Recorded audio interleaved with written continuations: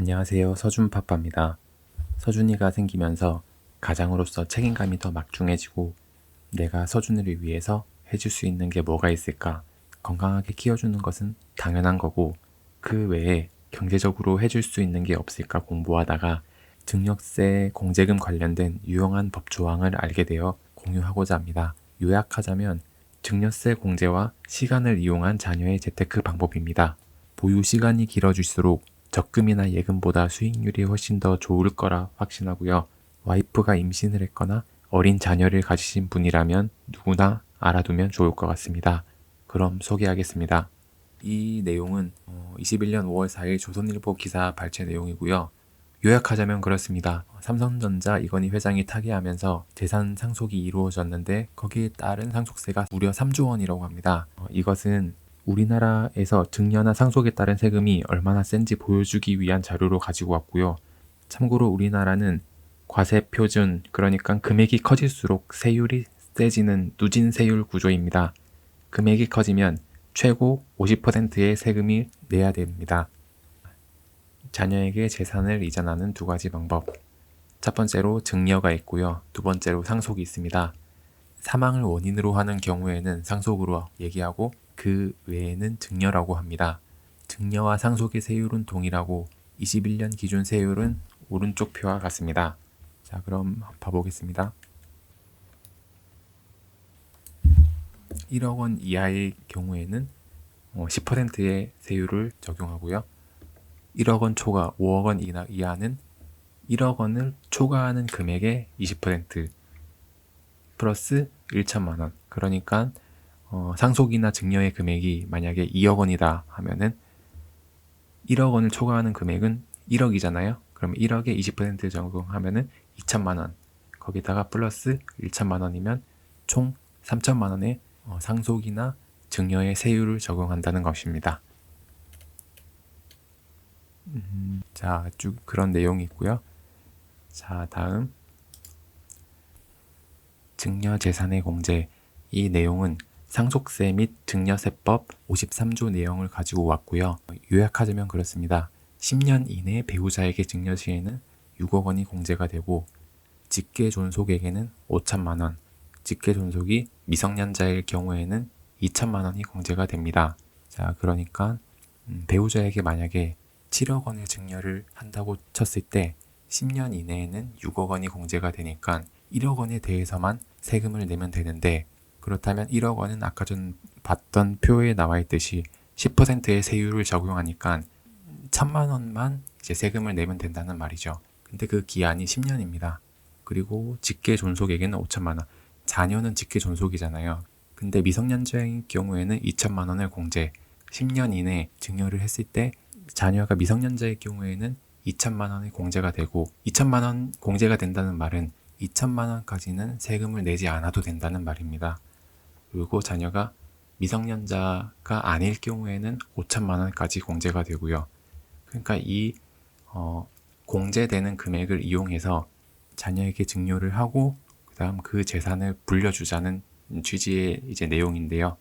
이거는 여담으로 이 증여 재산의 공제를 이용해서 배우자에게 증여를 해서 그 다음에 거기에 따른 그 양도소득세를 내지 않는 방법, 우회적인 방법도 있습니다.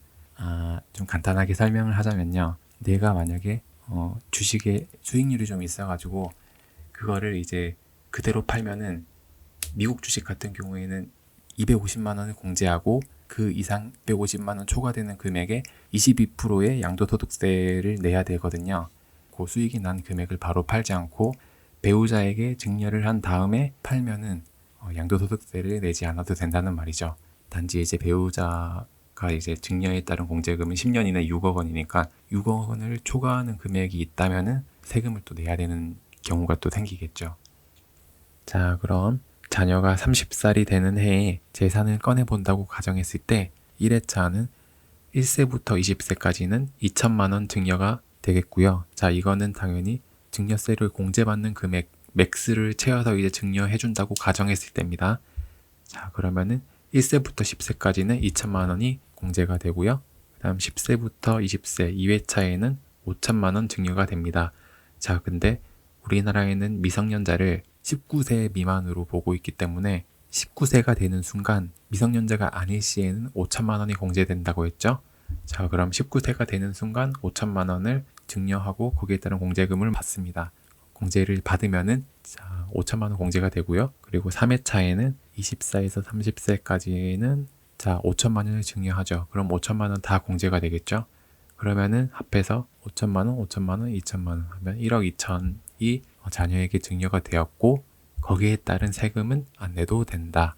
1회차 2천, 2회차 5천, 3회차 5천. 자, 근데 증여금들을 예를 들면은 예금이나 적금에 넣는 것이 아니라 자녀의 이제 주식 계좌에 넣어놓고 투자를 하면 과연 어떨까요? 참고로 말하자면은 자녀의 증권 계좌는 출생신고 이후에는 언제든지 개설이 가능합니다. 자녀의 주식 투자 빠르면 빠를수록 좋은 이유를 설명하도록 하겠습니다. 자, 그러면 먼저 나스닥 시총 상위 기업 차트, 애플, 마이크로소프트, 아마존 이 기업들의 차트를 가지고 왔는데요. 나스닥에 상장된 5순위 안에 3개 기업의 차트입니다. 다 3차 산업혁명, 정보혁명이나 IT 쪽과 관련된 기업들이고요. 이 차트를 가져온 이유는 시간의 흐름에 따른 기업 가치의 변화를 보여드리기 위함입니다. 그리고 30년이란 기간이 얼마나 거대한 시간인지 그리고 어느 정도의 변화가 일어나는 시간인지 보여드리기 위함입니다. 지금으로부터 30년 전인 90년대에는 정보혁명이 본격화되려고 움직이던 시대입니다. 우리나라에는 개인용 컴퓨터가 보급화되기 시작했고요. 1990년대에 30년 후인 2020년을 바라보고 IT 기업에 투자했다면 정말 엄청난 부를 가져다 줬겠죠. 자, 하지만 제가 아까 봤던 세 기업의 차트 말고도 부정적인 경우도 있습니다. 항상 그렇게 오르기만 하는 건 아니고요. 예를 들자면 1995년부터 20년도까지 발생한 닷컴 버블에서는 상당수의 IT 기업이 상장 폐지를 당했습니다. 아마존의 경우 기업 공개 당시 주가가 18달러였는데 닷컴 버블로 최저점 2달러까지 떨어졌습니다. 기업 공개보다 마이너스 89%가 된 상황이고요. 참고로 5월 5일 아마존의 현재 주가는 3,311달러입니다. 이렇게 마이너스 89%가 된 상태에서도 회사를 믿고 계속 가지고 있는다는 것은 사실 현실적으로 쉽지 않습니다. 어떻게 보면 결과론적인 말이 될 수도 있겠죠. 단순히 크게 성공한 회사 차트만 보고 30년 전에 투자 얘기를 하고 있으니까요. 또한 제가 가져온 차트는 시가총액 상위 기업 중 제일 성공한 기업의 주식의 차트라서 꼭 그렇게 오르리라는 법도 없습니다. 반대로 상장 폐지 당한 회사도 있을 거고요. 미국의 주요 지수를 살펴보겠습니다. 먼저 나스닥 100이고요. 나스닥 100은 나스닥에 상장된 기업 중 100개의 우량 기업만을 별도로 모아 만든 주가지수입니다. 그러니까 나스닥 100 차트 안에 나스닥에 상장된 100개의 기업이 있으니까 이 100개의 기업의 상승 하락을 평균된 만큼 나스닥 100의 차트가 움직이는 것이지요.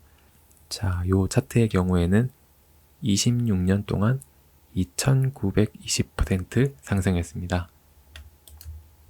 다음은 나스닥 종합주가 지수입니다. 나스닥 종합주가 지수는 나스닥에 상장된 전 분야 모든 기업의 주가 지수고요. 30년 동안 6245% 상승했습니다. 다음은 다우존스 산업평균 지수고요. 찰스 다우가 창안한 주가 지수입니다. 30년 동안 3395% 상승했습니다. 다음은 러셀 2000 지수고요. 러셀 2000 지수에서 가장 작은 2000개의 주식에 대한 소형주 주가 지수고요. 17년 동안 301% 상승했습니다. S&P 500은 500개의 대형 기업의 주식을 포함한 지수고요. 500개의 기업 중 대부분이 미국 기업입니다. 30년 동안 3063% 상승했습니다. 자, 저희가 아까 미국 주식시장의 대표적인 주식 지수 몇 가지를 살펴보았는데요. 이 다양한 지수의 공통점을 저는 이렇게 보고 싶습니다. 시간과 주가는 비례관계이죠. 우상향이라는 점입니다.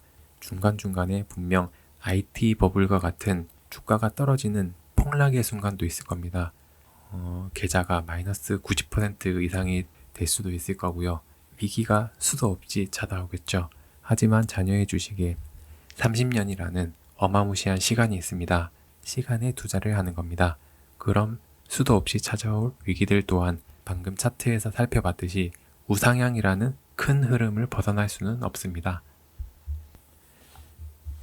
자, 그러면 결론입니다. 결혼이나 아파트 이전 등 여러 가지 이유로 자녀에게 자산을 증여해 줄 경우가 생길 수 있는데요. 1세부터 미리 준비하여 10년마다 증여세 공제금만큼의 재산을 자녀에게 증여합니다. 그리고 그 자금으로 주식을 운용한다면 세금도 안 내도 되고 자산 증식도 되는 일석이조의 효과를 볼 수 있습니다. 상황에 따라서는 하려고 했던 금액 이상의 금액으로 불려줄 수도 있습니다. 아까 봤듯이 장기 우상향인 장시간 축적된 데이터에 투자하고 시간은 우리 편입니다. 시간은 30년, 액수는 증여공제금 한도를 기준으로 했는데 꼭 30년이나 증여공제금 한도만큼 채울 필요는 없습니다. 문제는 시작하는 것이지요. 흐름에 맡겼다면 재테크는 시작된 겁니다. 내 주식은 몰라도 자녀의 주식은 가능합니다. 주식을 해봤던 사람이라면 공감할 사람이 많을 수 있는데요. 서준이 엄마 같은 경우에는 주식을 해보지도 않았고 매수, 매도 같은 것도 잘 할 줄 모릅니다. 그래서 저는 전적으로 와이프에게 맡겨놓고 있고요. 잘 보지도 않기 때문에 그만큼 오래 가지고 있을 수 있죠. 30년 이상 가지고 있을 수 있단 말입니다. 그리고 자녀가 주식이란 거에 눈을 뜰 때쯤이면 자신의 통장을 보고 놀라겠죠. 빠르면 빠를수록 좋습니다. 빨리 시간의 흐름을 태워서 재테크를 시작해야 좋습니다. 그렇다면 주가 지수에 투자를 할 것인가, 어디에 투자를 해야 하는가, 이 얘기는 철저히 그 사람의 투자 스타일에 갈리는 주관적인 이야기입니다. 다음번에는 저의 주관적인 얘기를 더 해보겠습니다.